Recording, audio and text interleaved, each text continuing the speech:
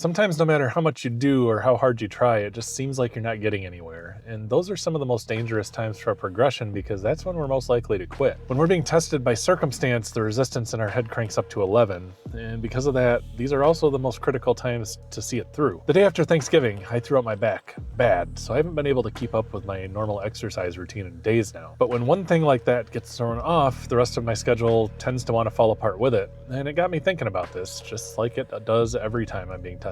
It's never just one thing when something happens either. Once you're falling behind on that one thing, you start looking at the rest of what you have going on, and if things aren't going great there either, it has the potential to snowball. But then I remember, I've been through so much shit at this point in my life that it doesn't really bother me like it used to. I'm past the point where I give up that easy, and it always reminds me of a couple moments years ago. The first one was when I was told, make a plan, execute the plan, fuck the plan, make a new plan.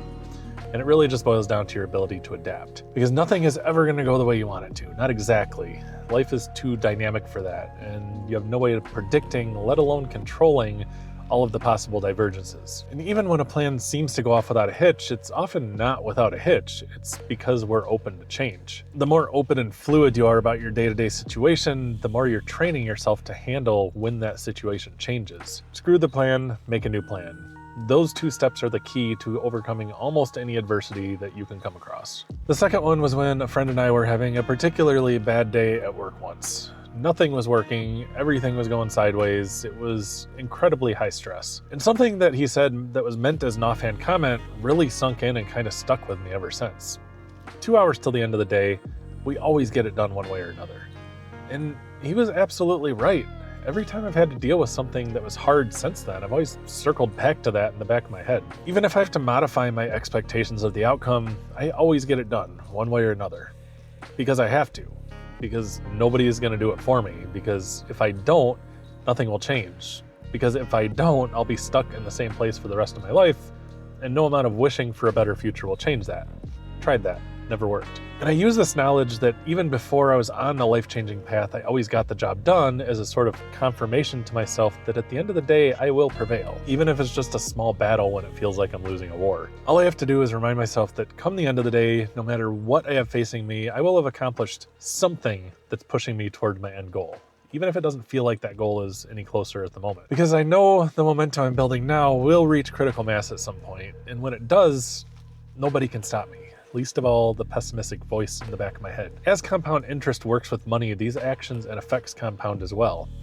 And knowing that any moment I decide not to get the job done could have been the moment that the snowball started rolling on its own is enough for me to keep going. I just have to keep pushing the snowball in the meantime. And if that's all I have to do, well, that's simple enough. And I want to make something clear. I've mentioned this in other videos, but it's important enough that I feel like I need to reiterate sometimes because not all of my videos get views yet. Success in my mind isn't measured by material possessions. What I'm after is true freedom and true peace of mind.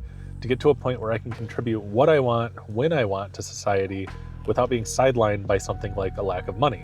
And yes, some nice things will come along as a side effect of that, but they're not my goal. This is important because if you've been following me from the beginning, you know that I have a house that I'm selling. If not, now you do. I worked hard to get that house, and my Jeep, and everything else that I have.